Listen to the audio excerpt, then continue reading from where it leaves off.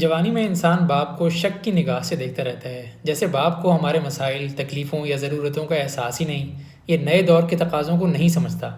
کبھی کبھی ہم اپنے باپ کا موازنہ بھی کرنا شروع کر دیتے ہیں، اتنی محنت ہمارے باپ نے کی ہوتی، بچت کی ہوتی، کچھ بنایا ہوتا، تو آج ہم بھی فلاں کی طرح عالی شان گھر گاڑی میں گھوم رہے ہوتے۔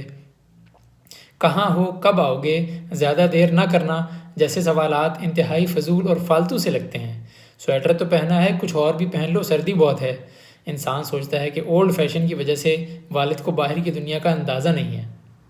اکثر اولادیں اپنے باپ کو ایک ہی معیار پر پرکھتی ہیں، گھر، گاڑی، پلاٹ، بینک بیلنس، کاروبار اور اپنی ناکامیوں کو باپ کے کھاتے میں ڈال کر خود سرخرو ہو جاتے ہیں۔ ہمارے پاس بھی کچھ ہوتا تو اچھے اسکول میں پڑھتے، کاروبار کرتے۔ اس میں شک نہیں کہ اولاد کے لیے آئیڈیل بھی ان کا باپ ہی ہوتا ہے، لیکن کچھ باتیں جوانی میں سمجھ نہیں آتی یا ہم سمجھنے کی کوشش نہیں کرتے، اس لیے کہ ہمارے سامنے وقت کی ضرورت ہوتی ہے، دنیا سے مقابلے کا بھوت سوار ہوتا ہے، جلد سے جلد سب کچھ پانے کی جستجو میں ہم کچھ کھو بھی رہے ہوتے ہیں جس کا احساس بہت دیر سے ہوتا ہے۔ بہت سی اولادیں وقتی محرومیوں کا پہلا ذمہ دار اپنے باپ کو قرار دے کر ہر چیز سے بری الذمہ ہو جاتی ہیں۔ وقت گزر جاتا ہے، اچھا بھی اور برا بھی، اور اتنی تیزی سے گزرتا ہے کہ انسان پلک جھپکتے ماضی کی کہانیوں کو اپنے ارد گرد منڈلاتے دیکھنا شروع کر دیتا ہے۔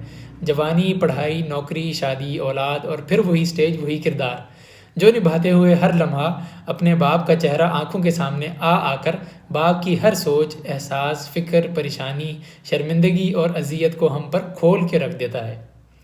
باپ کی کبھی کبھی بلا وجہ خاموشی، کبھی پرانے دوستوں میں بے وجہ قہقہے، اچھے کپڑوں کو ناپسند کر کے پرانوں کو فخر سے پہننا، کھانوں میں اپنی سادگی پر فخر کرنا، کبھی کبھی سر جھکائے اپنے چھوٹے چھوٹے کاموں میں مگن ہونے کی وجہ، کبھی بغیر وجہ تھکاوٹ کے بہانے سر شام بتی بجھا کر لیٹ جانا، نظریں جھکائے انتہائی محویت سے ڈوب کر قرآن کی تلاوت کرنا۔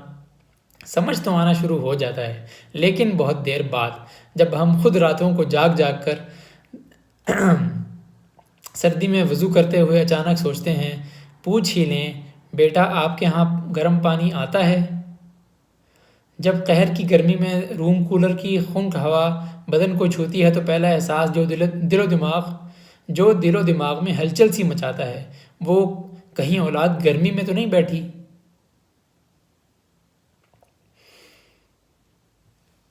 کافی لمبا ہے آگے، لیکن پڑھنے کی ہمت ابھی فی الحال نہیں ہو رہی۔ بہرحال لکھا ہے یہ قاضی ایاز الدین فاروقی نے۔